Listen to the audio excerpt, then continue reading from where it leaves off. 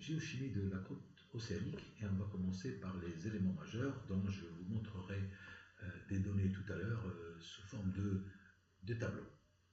Avant donc de traiter chimiquement ces magmas de type morbe qui forment donc la croûte océanique, il est important de noter que pour les roches volcaniques, la classification et la nomenclature n'est pas basée, comme c'est le cas pour les roches plutoniques, sur les analyses modales et la classification de Streckhausen que vous connaissez. Pour une raison très simple, c'est que les minéraux ne sont pas reconnaissables en lame mince parce que les textures sont hyalines, c'est-à-dire formées par essentiellement du verre volcanique, ou bien en mieux, elles sont microlithiques porphyriques, où on ne peut reconnaître souvent que les porphyroblastes. Souvent dans les basaltes, ce sont des olivines, des plagioclases, des pyroxènes, et la mésostase étant formée par des minéraux en trop petite taille pour être reconnus. Donc de ce fait, on passe par les analyses chimiques pour nommer ces roches. Donc vous avez ici un exemple, les densitites, les dacites, etc. Quand vous faites des analyses, là où tombent les points vous donne le nom des roches correspondantes. D'accord? Alors, cette classification est basée donc sur deux éléments chimiques, deux groupes d'éléments chimiques. La silice, qui est tenue pour un indice des différenciations. On sait très bien, selon Bohen, que la différenciation va des termes les plus basiques vers les termes les plus acides par les processus de différenciation magmatique, souvent liés à la cristallisation fractionnée, c'est-à-dire les minéraux qui se forment sont soustraits au liquide magmatique qui évolue en composition vers des teneurs de plus en plus siliceuses. Donc le CO2 est tenu pour indice de différenciation.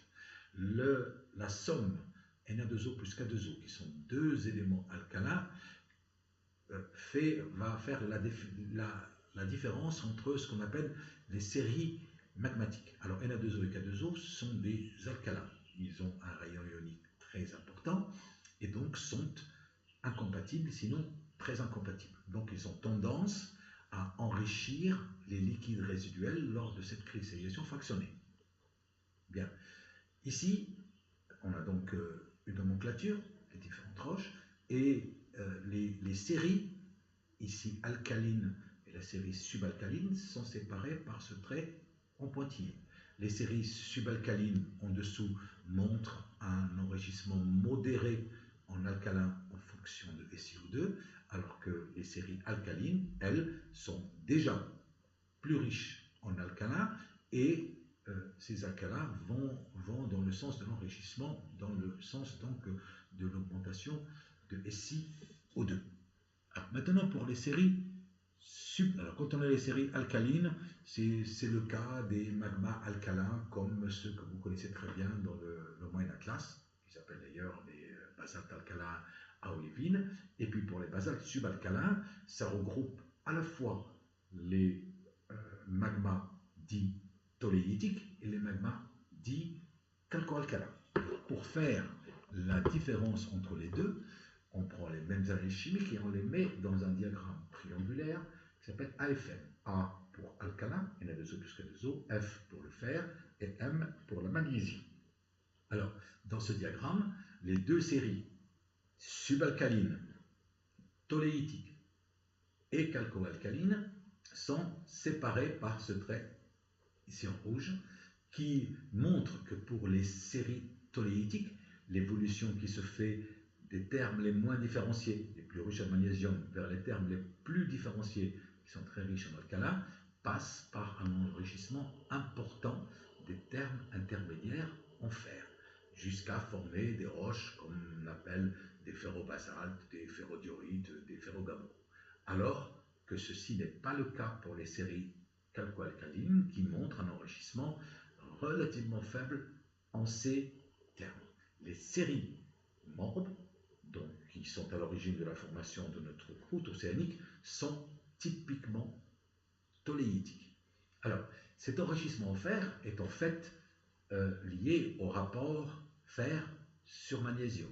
D'accord? Si vous prenez le rapport fer-magnésium pour le ferrobasalte ici, il suffit de tirer le trait du point A et vous avez ici un segment donc, qui recoupe le segment FM ici et vous allez avoir les teneurs en Mg et les teneurs en magnésium, les teneurs en fer pardon, et les teneurs en magnésium par rapport à ce segment. Je vous l'avais montré en cours en présentiel.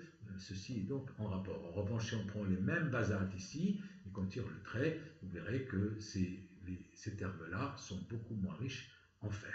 Ce rapport fer-magnésium donc qui est discriminant entre les magmas toléitiques et les magmas alcalins peut être aussi représenté sur le diagramme FeO sur MgO, donc notre rapport Fm, ici en fonction toujours de SiO2 tenu comme indice de différenciation comme ça avait été le cas tout à l'heure. Là, la limite entre le domaine calco-alcalin où l'enrichissement en fer est faible, et sous cette ligne-là, et les magmas toléitiques ont, eux, un enrichissement en fer plus important, donc un rapport FeO sur MgO plus important. Si on avait reporté le point, la différenciation aurait été suivant ce vecteur. Vous avez ici un tableau qui vous donne des analyses chimiques en termes de roche totale de plusieurs toléites, c'est-à-dire basaltes toléitiques qui sont donc caractérisés par cet enrichissement en fer important pour les termes intermédiaires. Vous avez ici les toléites des membres qui regroupent les toléites atlantiques, Mid-Atlantic Ridge, celles de l'est de l'océan Pacifique, là où il y a donc les dorsales, East Pacific Rise, et celles de l'océan Indien, Indian Ocean Ridge. Alors, les toléites n'existent pas qu'au niveau des dorsales, on en connaît aussi dans le magmatisme dit OIB, les Ocean Island Basalt, les basaltes intra-océaniques, qui ont deux activités principales, une activité toléitique au début qui évolue vers une activité alcaline. Donc il y a des toléites dans les îles océaniques. Il existe aussi des toléites au niveau des zones de subduction, au niveau des îles d'arc, Island Arc toléites. Donc, et là, elles sont liées au début de fonctionnement d'une zone de subduction que l'on appelle donc un arc jeune. Ces toléites existent aussi dans les plateaux continentaux, alors Continental Fluid Toléites, qui elles aussi correspondent à un basalte intraplaque continental, synonyme ou analogue à celui des zoïtés, et tous deux, comme vous le savez maintenant, sont ce qu'on appelle des points chauds ou liés à une activité de type panache ou plume. Alors, on va donc d'abord analyser les morbes qui nous intéressent, puis essayer de les comparer avec les autres toléites pour voir où résident les différences. Alors, ils sont similaires, puisque ce sont des toléites, mais des différences existent, notamment dans les morbes qui ont des teneurs moins importantes, notamment en titane, en phosphore, potassium, rubidium, barium. Alors, rubidium et barium ne sont pas représentés ici, on le verra un petit peu plus tard, mais vous pouvez comparer déjà les teneurs en TiO2 et notamment les teneurs en K2O. Bien. Le plus discriminant, c'est le K2O. Alors, le titane aussi, mais le K2O est très discriminant. Vous verrez que les valeurs des toléites des morbes sont inférieures à 0,2, alors que toutes les autres toléites ont des teneurs en K2O supérieures à 0,2.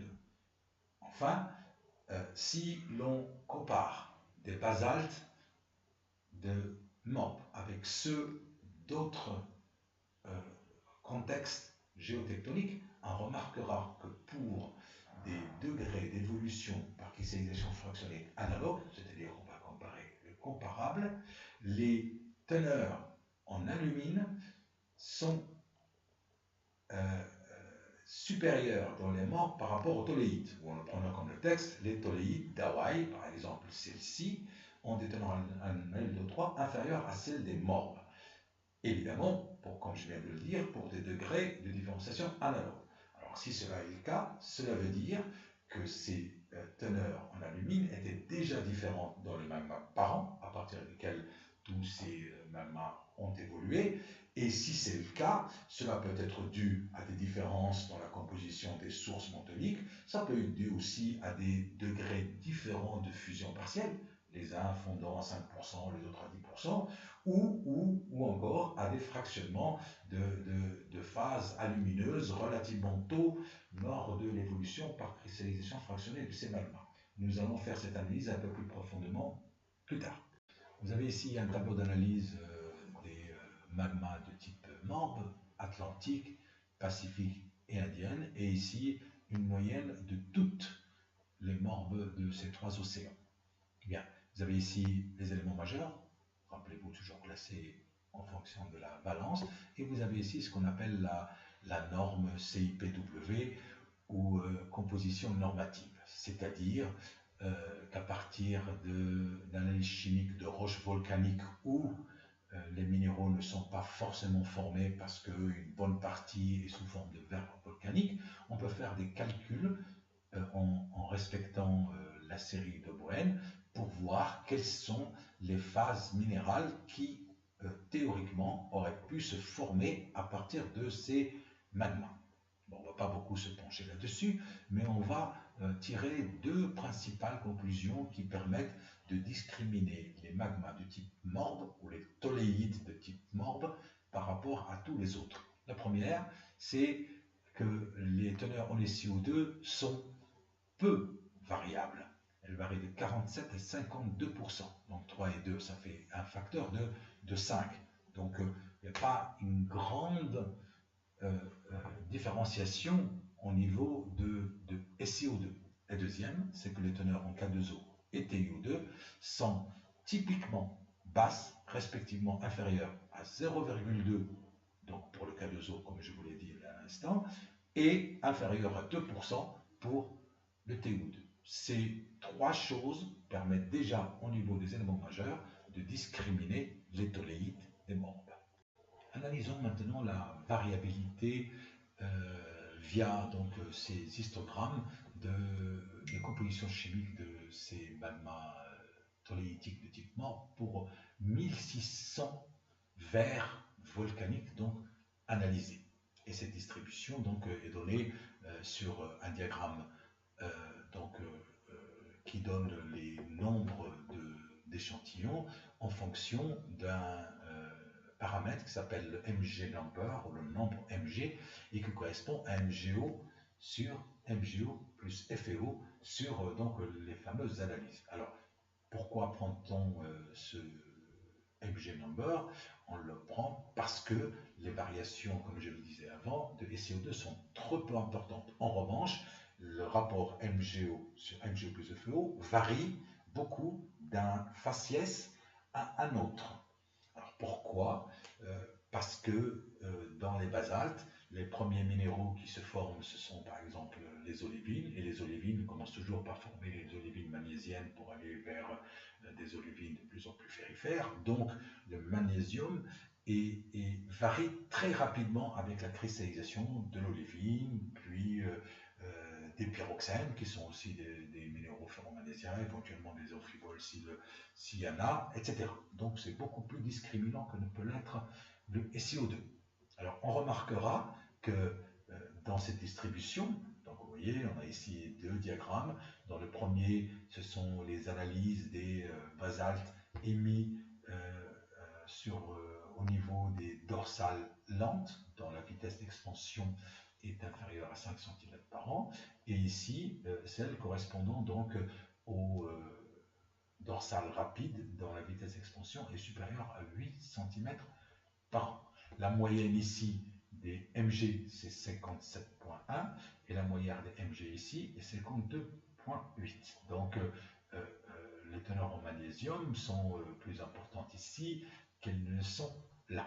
Mais, dans les deux cas, et vous remarquerez que les trois océans desquels nous avons parlé ici sont représentés dans les dorsales lentes, mais dans les dorsales rapides, seuls les basaltes de l'océan Pacifique sont représentatifs. La majorité des valeurs de Mg varient entre 55 et 65. 55, ici, regroupons les deux diagrammes. 55 et 65. Bien.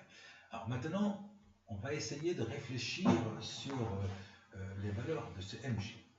Si, par exemple, ces basaltes contiennent des xénolithes du manteau, c'est-à-dire des morceaux du manteau qui n'ont pas fondu et qui ont été ramenés par les laves, et on peut donc prendre ces olivines et les analyser directement pour connaître le rapport MgO sur FeO plus MgO de ces olivines. Et si l'on connaît, dans les conditions du manteau, les coefficients de répartition du fer et du magnésium entre l'olivine et le liquide, normalement, on devrait trouver des magmas basaltiques dans lesquels la valeur de Mg, du nombre Mg, ici, doit être voisine de 70. Donc la majorité des magmas devraient être à ce niveau-là, les histogrammes. Or, il n'en est rien. Ce qui veut dire que les magmas primaires, c'est-à-dire ceux qui sont issus de la fusion partielle directe des sources magmatiques, ont changé de composition à partir de la source jusqu'au moment où ils se mettent en place. Donc il y a eu des fractionnements de plusieurs phases qui ont amené à ce que les magmas émis soient déjà des magmas évolués. Alors, cette évolution est différente, vous le remarquez vous-même, entre les dorsales lentes et les dorsales rapides. Donc la différenciation, la nature des magmas, la différenciation de ces magmas n'est pas la même, par exemple, dans l'océan Atlantique et dans l'océan Pacifique. Il apparaît que les magmas des dorsales rapides ils sont déjà plus diversifiés, puis ils sont plus évolués, c'est-à-dire qu'ils arrivent à produire des rapports MgO sur MgO plus FeO plus faibles que ceux des dorsales lentes. Alors, pour les éléments en trace, maintenant, on va commencer par les éléments compatibles, c'est-à-dire ceux qui ont un coefficient de répartition largement supérieur à 1. Vous savez, ce sont ces fameux éléments de transition dont quelques représentants sont ici, le cobalt, le nickel, avec toujours de fortes masses atomiques. Alors le cobalt et le nickel ont des coefficients de répartition très importants pour leur répartition entre l'olivine et le liquide. Donc ces deux éléments sont fortement fractionnés dans l'olivine, alors que le scandium, le chrome, le vanadium rentrent eux dans la structure des clinopyroxènes. On va prendre ce diagramme, donc toujours MgO, un peu analogue au rapport au nombre Mg, duquel on a parlé tout à l'heure, en fonction de Mi, puis on voit que dans les verres volcaniques toléitiques de type morbe, donc les magmas les moins évolués ont des teneurs qui vont jusqu'à 320 ppm en nickel, alors que les magmas les plus évolués ont moins de 40 ppm. Ce fractionnement donc se fait de façon linéaire et très rapide, entre donc 15% de MgO2 et 5% de MgO2, donc pour un taux de fractionnement relativement important. Ça témoigne du fait que l'olivine est un minéral qui fractionne beaucoup et qui est responsable donc de la diminution rapide du nickel. Alors, parallèlement, si on fait un diagramme, ce qui n'est pas le cas ici, de chrome en fonction de MgO, on verra qu'il varie de 700 ppm dans les magmas primaires ou les moins évolués jusqu'à 100 ppm, témoignant là de l'implication dans une deuxième étape du clinopyroxène comme phase fractionnante. À l'opposé, nous considérons ici des éléments dits incompatibles, donc qui ont un coefficient de répartition D largement inférieur à 1, comme c'est le cas des déliles, césium, rubidium, potassium, barium, plomb et strontium. Dans ce tableau, vous sont donnés les analyses chimiques en ces éléments des morbes, alors les morbes normales, celles que l'on rencontre le plus souvent, et on va les comparer à d'autres morbes que je vais définir un petit peu plus tard, qu'on appelle les plumes, alors plumes ou panaches, ou on les appelle aussi les E-morbes parce qu'elles sont plus enrichies, on va y revenir dans un instant, et on les compare aussi aux OIT, c'est-à-dire à ces basaltes toléitiques des îles océaniques. Première remarque, Si on considère le potassium, le rubidium et le barium, les valeurs des morbes normales, hein, des basaltes N, de type N, comme normal, sont beaucoup moins riches en ces éléments que ne le sont les autres basaltes, que ce soit les P morbes ou E morbes ou les zoïtés. Ça, c'est la première remarque.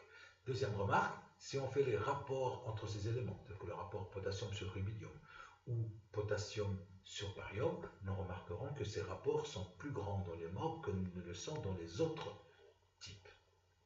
Bien.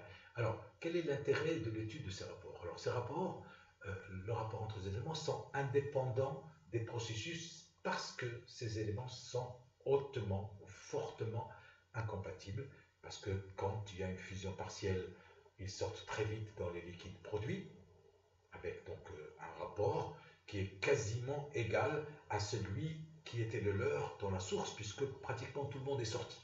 Si vous, à partir de ce liquide, vous faites une cristallisation fractionnée, vous allez produire des liquides résiduels de plus en plus riches en ces éléments, mais toujours avec autant d'éléments qu'il y avait, donc les rapports ne changent pas. C'est pour ça qu'on dit que pour les éléments incompatibles, d'abord, il n'y a pas de limite à l'enrichissement. Deuxièmement, les rapports entre éléments reflètent ceux de sources à partir desquelles elles ont cristallisé. Donc le rapport dans les sources est égal au rapport dans les magmas parents, est égal au rapport dans les différents magmas différenciés. Si on part de ce fait, ce rapport ici sont différents de ce rapport-là, sont différents de ce rapport-là. Autrement dit, ces trois types de magmas toléitiques ont des sources différentes. Et cela vous donne une idée sur la diversité des sources au niveau du manteau. Et donc le manteau est très hétérogène à grande échelle. Alors, je reviens sur le dernier élément, qui est le strontium, que l'on ne considère pas ici, parce que le strontium est comme l'europium, vous verrez cela avec M. Bahel, sur le traitement de données. Le strontium, donc, comme l'europium, sont très compatibles avec la structure d'un minéral qui est très présent dans les basaltes, c'est le plagioclase. Donc, dès que le plagioclase normalement cristallise, les teneurs en strontium diminuent dans les magmas résiduels. C'est pour ça que l'on n'en tient pas compte donc, au niveau des rapports entre éléments, puisque son comportement change en fonction des phases qui cristallisent. Enfin, on va considérer les HFSE ou les éléments à fort champ ionique. Vous savez, ces éléments qui ont une forte charge ionique, tels que le thorium, l'uranium, zirconium, hafnium, diluvium total, qui sont appelés aussi des éléments immobiles parce que les effets des altérations sur différentes roches n'affectent que peu ou pas du tout ces éléments-là qui, grâce à leur forte liaison ionique, s'accrochent, si vous voulez, et ne sont pas lessivés par ces fluides. En tout cas, ces éléments, donc ces HFSE, sont peu concentrés dans les N-morbes par rapport aux autres toléites. Cela permet même, les rapports entre eux, comme le zirconium et le niobium, les rapports entre ces éléments permettent de différencier, par exemple, les N-morbes qui ont un rapport supérieur à 30 et les OIT E-morbes qui ont un rapport inférieur à 10. Et de telles analyses de ces éléments peuvent être très utiles pour faire une discrimination rapide entre